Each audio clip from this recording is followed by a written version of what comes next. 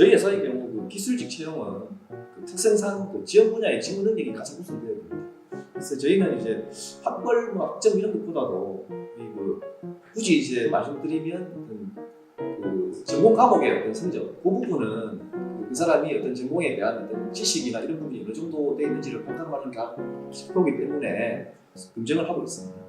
저희는 이제 서류 전형의 총 100점 만점에 30%를 정량적 지표의 비중을 둡니다. 여기에는 말씀하신 것처럼 학교나 학벌, 그리고 학점, 그리고 어학 성적 이런 것들은 취업하기 위해서 본인들이 갖춰야 되는 소양이라고 판단합니다. 그래서 될 수 있으면 줄이려고 했는데 한 30% 정도 유지하고 채용을 하고 있습니다. 먼저 자기소개에서는 지원자의 경험 사례를 통해서 직무 역량과 그 보유 인성을 검증하는 에세이로 구성이 됩니다. 한 4가지 정도의 에세이가 작성되는데 그 에세이를 토대로 면접 과정에서 지원자의 직무 역량이나 그 인성을 검증하게 됩니다. 서류 전형은 그 작성 내용이 그 주제의 본점을 크게 벗어났다든지 과장된 표현을 썼다든지 작성자가 어떤 무성의하게 작성했다든지 이런 경우를 제외하고는 대부분 합격 처리를 해주고 있습니다. 근데 최근에 많은 회사에서는 실질적으로 그 해당 후보자가 또는 지원자가 우리 회사에 정말 핏한 사람인지를 보기 위해서 확인하는 질문이라고 보시면 되겠고요. 그래서 그 회사에 그러한 이제 자기소개서를 작성하기 전에는 미션이나 비전, 코어 밸류 이런 것들을 먼저 꼭 확인하고 작성하는 게 중요한 것 같습니다. 저희도 마찬가지로 자기소개서의 문제를 좀 까다롭게 냈어요. 한 가지는 직군 공통 문제를 내고 나머지 2가지는 직군 차별 문제를 내고 마지막 4번째 문제는 이제 본인의 인생에 있어서 우리 회사에서의 일을 통해서 가지고자 하는 의미 이렇게 좀 많이 묻고 있는데요. 이런 것들이 이제 비전의 합치성, 그다음 회사에 대한 관심과 분석력 등을 보기 위함인 것 같습니다. 우선 그 지원자 자신이 그 해당 회사가 말하는 인재상에 부합하는지 그런 부분에 대해서 좀 강하게 어필하는 게 중요하다고 생각합니다. 그리고 그 현재 본인이 좀 다소 부족하더라도 내가 어떤 성장 가능성을 갖고 있다, 어떤 이런 잠재력을 좀 보여주는 게 좀 좋을 거라고 생각합니다. 그리고 추가로 입사해서 내가 어떤 계획을 가지고 있다면 좋은 인상을 받게 될 것 같습니다. 스펙이 없다면 글쎄요, 저도 참 여기에는 되게 참 고민이 되는 것 같아요. 그렇지만 이제 회사마다 꼭 인재상이라고 정의된 게 있을 거예요. 그래서 그 부분을 한번 10번 정도를 소리내서 읽어보세요. 그러면 조금이나마 좀 얻을 수 있는 게 있지 않을까 싶고요. 그리고 저희는 자기소개서나 특히 인터뷰 때 절실함이 있는가, 우리 회사에서 정말 해보겠다는 그런 열정과 또는 사명감이 있는가, 이 일이 본인한테 주어지는 어떤 소명감이 있는가, 이런 것들을 좀 보는 것 같아요. 그래서 그런 부분들에 대해서도 조금 더 생각하시면 좋을 것 같습니다. 지원자가 이제 중학교 시절에 부모님 사업 실패 때문에 가족이 오래 떨어져가 살던 어떤 경험을 이렇게 지하수를 했었습니다. 이 친구 같은 경우는 이제 중학교 때 자기 친형이랑 두 명이서 이제 고시원을 전전하면서 살았던 경험이 있었습니다.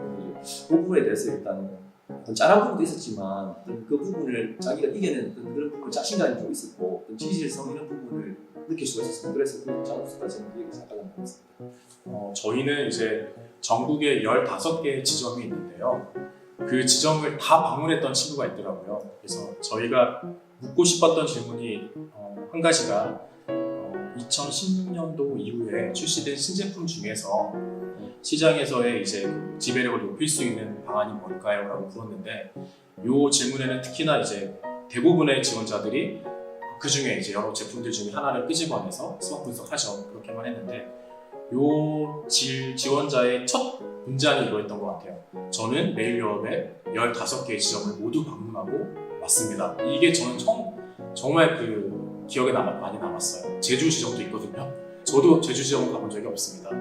그런 생각이 되게 좀 정말 열정이 있는 친구구나, 뭔가 맡기면 뭔가 어떤 식으로든 문제 해결할 수 있는 친구겠구나, 이런 인상을 좀 즉흥적으로 좀 받았던 것 같습니다. 저희는 기본적으로 자기 지원 분야에 관련 자격증을 취득하고 있는지를 먼저 확인합니다. 그리고 학교 생활에서 동아리나 이런 부분도 참고치로 보고 있습니다. 네, 저희는 이제 그 서류상에서 볼 수 있는 게 참 한정적이잖아요. 그래서 직군 공통으로는 전문성과 학습, 능력, 그다음 문제 해결력 이 두 가지를 보고요. 영업 같은 경우는 첫 번째는 설득과 협상입니다. 그리고 두 번째는 비즈니스 통찰인데 이 기조를 유지하고 저희가 주는 메시지를 명확하게 이해하고 썼는지를 제일 먼저 보는 것 같아요. 저희는 서류상의 이제 지원서의 첫 페이지는 많이 가져와 있기 때문에 꼭 필요한 것 빼는 취하지 않습니다. 그렇기 때문에 자기소개서에 본인의 이러한 것들을 정말 정교하게 담아내는 게 그게 중요한 포인트인 것 같습니다. 지금 그 요즘 사업 환경 자체가 하루가 다르게 이제 급변하는 어떤 시대를 저희가 살고 있는데 당사 역시 어떤 조족이지만 예외상은 아닙니다. 그래서 자기 지원 직무 외에 다양한 직무에 대한 지식과 경험이 있는 것은 저희 회사에서도 보는 좋은 관점으로 인정되고 있습니다. 네, 저희는 무분별하게 인정하지는 않고요. 그러한 경험을 통해서 어떻게 지금 본인이 지원하는, 희망하는 직무에 연관을 할 수가 있느냐 그거에 대한 기법을 보는 것 같아요. 그래서 아르바이트를 편의점에서 했다고 하더라도 점주 또는 매니저가 뭐 시키지 않은 일들 할 수도 있잖아요. 뭐 지저분하면 치우고 이런 어찌 보면 이런 당연한 그런 행동들일 텐데 그런 행동을 통해서라도 본인이 어떻게 그걸 이제 연관을 하느냐 이게 참 중요한 것 같습니다.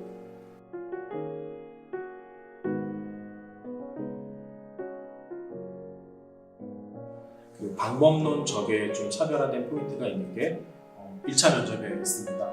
1차 면접은 흔히들 말해서 그 PT를 많이들 보잖아요. 저희는 PT 면접을 가기 전에 한 단계의 관문을 더 뒀습니다. 그게 저희 안의 용어는 GD라고 하는데요.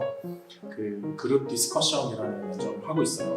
사실은 GD 면접은 그 예전에 많은 대기업에서 좀 유용하게 썼던 그런 선발의 도구인데 창의적인 그 문제 해결력과 그다음 커뮤니케이션 스킬, 그다음 팀워크와 유연성을 보기 위해서 GD 면접을 이제 도입을 했습니다. 그 PT 면접을 바로 들어가다 보니까 굉장히 분위기가 엄숙해지더라고요. 그래서 본인이 딱 필요한 문제를 주어지면 40분 동안 그 PT를 작성을 해서 한 10분 정도 쉬고 있다가 이제 들어가서 5분씩 개인마다 발표를 하는 그런 장면인데 이때 평가자는 현업에서 일 잘하는 사람, 세 사람을 삼심제로 이제 농구 심판처럼 평가를 하게 하는데 들어가서 방에서 나올 때까지 이 평가자의 세 사람은 한마디도 하지 않습니다. 그냥 그룹 되어 있는 친구들이 어떻게 시작을 하고 어떻게 종결을 하는지 관찰만 할 뿐이에요. 그 평가서에 따라서. 그렇기 때문에 제가 앞서서 설명드린 4가지 관점에서의 평가표가 있는데요. 이거를 주어진 문제를 해결하는 과정을 어떻게 하고 있는지를 봅니다. 이게 조금 차별화된 독특함이라고 생각합니다. 저희 회사 같은 경우도 이제 기술직 면접을 실무 면접과 경영직 면접 2차로 진행하고 있습니다. 저희 같은 경우는 경영직 면접 때 VR 장비를 이용한 그 면접이 있습니다. 이 부분은 이제 회사의 생산 설비와 생산 현장 그리고 자기가 수행할 업무들에 대해서 VR을 통해서 직접 이렇게 눈으로 확인할 수 있습니다. 그래서 이제 앞으로 입사하면 내가 어떤 업무를 하게 될 건지 환경이 어떻게 되는지를 가상 체험할 수 있는 상황입니다. 이 부분을 통해서 이제 지원자들이 수행할 업무에 대한 이해도가 좀 향상이 됐고 그래서 지원자들의 반응이 좀 좋은 상황입니다. 면접을 이제 회사마다 치르게 되면서 때로는 이제 압박 면접이라고 해서 요즘 트렌드도 거기에서 많이 벗어나진 않았죠. 때로는 고달픈 면접을 이제 질문하는 순간이 옵니다. 그럴 때 이제 자신의 그런 이제 감정 표현이 얼굴에 금방 드러나서 당황해하거나 이럴 때 있는데요. 그때조차도 그 밝은 표정을 잃지 않는 것, 정말 몰라도 자신감 있게 잘 모르겠습니다라고 하든지 아니면 한 번 더 이렇게 좀 생각할 시간을 주세요라고 적극적으로 먼저 이야기하고 그 시간을 갖고 충분하게 다시 생각을 통해서 머릿속에서 재정립된 답변을 하는 친구인지 그런 것들을 잘 캐치하셔서 하게 되면 분명하게 도움이 될 것 같습니다. 이 부분이 좀 약간 그 교과서적으로 답변을 할 수밖에 없을 것 같은데 제가 볼 때는 이제 본인의 확고한 가치관과 진실성이 가장 중요한 게 아닌가 이렇게 생각합니다. 실제로 저희 그 면접관들이 그 면접을 할 때 지원자들이 어떤 그 자기 소개서에 나와 있는 에세이를 토대로 경험 사례나를 좀 심층적으로 이제 그 질문을 파고들어서 이어가는데 그 과정에서 이제 그 지원자가 자신을 도덕적으로 포장을 하거나 가장된 표현을 쓰거나 이렇게 진행을 한다면 그걸 연결되는 질문 속에서 스스로 오류에 빠지고 말 것입니다. 그럼 그 부분은 오히려 이제 지원자에게 마이너스적인 영향이 되는 거죠. 사실 질문을 많이 한다는 건 좋은 점만 있는 건 아니에요. 질문을 여러 차례 한다는 것은 관심의 표현일 수도 있지만 그게 이제 선발의 기준에서 딱 걸쳐 있는 그런 상황으로 보셔도 되거든요. 그렇기 때문에 이왕이면 그게 기회다라고 이제 피치를 명확하게 하시고 담대하게 받아들이는 게 좋고요. 거짓말을 하더라도 자신감 있는 그 어조와 눈빛은 중요한 것 같습니다. 계속되는 질문을 이렇게 반복을 하는 거는 이제 그 사람이 어떤 좀 이제 리스크가 어떤 건지를 이제 알아내기 위해서 어떤 그런 과정인데 일단은 자신감과 신뢰를 주는 지원자가 가장 눈길이 가는 어떤 지원자라고 저는 생각하는데 일단 자신감이 있다는 것은 본인의 어떤 타고난 성격일 수도 있겠지만 또 자기 어떤 직무에 대한 자신감 어느 정도의 어떤 그 캐리어를 갖고 있다고 봐야 된다고 생각하면 그다음에 사회생활에서 가장 기본이 되는 게 신뢰관계라 하는데 신뢰는 이제 가장 중요하다고 생각합니다. 네, 저희는 1차 면접에 특히 그룹 디스커션 면접에서는 정말 결정적으로 영향을 줍니다. 그래서 관찰을 해보니까 흐지부지하고 결론을 못 내고 나오는 조가 있는 반면에 정말 기대하지 않았던 답변이라 할지라도 자기네끼리는 서로 공감하고 소통을 해서 뭔가의 산물을 만들어 놓고 끝내서 웃으면서 나오는 그런 그룹이 있었어요. 실질적으로 직장에서 조인하게 되면 혼자 하는 일보다는 콜라보해서 하는 일들이 더 많을 거고요. 서로 아이디어를 내서 협업을 하고 그 협업된 그런 그 과정에서 뭔가의 산출물을 만들어내는 그런 일들이 훨씬 더 많습니다. 바로 그러한 점들을 보기 위함이니까요. 반드시 숙연하게 할 필요는 없고요. 좋게 좀 가져가 주시는 게 서로 좋을 것 같습니다. 네, 물론입니다. 실질적으로 저희는 면접관들이 여러분들께서 지원자가 된 서류를 일체 볼 수가 없어요. 실질적으로 면접 환경에서만 여러분들이 대화하는 것, 그 다음에 표현하는 것, 반응하는 것들을 기본으로 해서 심사를 하기 때문에 이 순간만큼은 지원서에 대한 정보들은 싹 잊어주시면 되겠습니다. 저희 회사 같은 경우 자소서 내용이 지원자의 경험에 대한 에세이로 구성이 됩니다. 그 에세이를 통해서 면접관들은 지원자의 성향이나 행동을 알아채게 됩니다. 다수의 질문이 자소서 내용을 토대로 이루어지고 있습니다. 그래서 지원자가 역시도 자소서의 근거한 내용에 대해서 준비를 할 거고 질문 자체도 그렇게 이루어지기 때문에 자소서 내용이 이제 매우 중요합니다. 자소서 내용에 성의가 없거나 부실하다면 그 부분에 대해서 면접에서 좋은 점수는 기대하기 힘들 것입니다. 물론 있습니다. 그래서 저희는 이제 1차 면접을 양분화해서 그룹 디스커션과 PT 면접으로 구분을 지어서 평가하고 있고요. 특히 이제 GD에서는 어떤 식으로 창의적인 문제 해결을 하는가, 그리고 그 문제를 이제 해결하는 과정에서의 커뮤니케이션을 다른 구성원들과 또는 동료들과 어떻게 하는가, 그런 순간에 보여지는 팀워크는 어떠한가, 그리고 이게 혹시 나만의 고집이나 아집으로만 이야기하고 있지는 않은가, 다른 사람들의 구성원들이 하는 이야기들이 어느 정도 이제 본인한테 영향을 주는지 그런 유연성들을 보기 위한 거고요.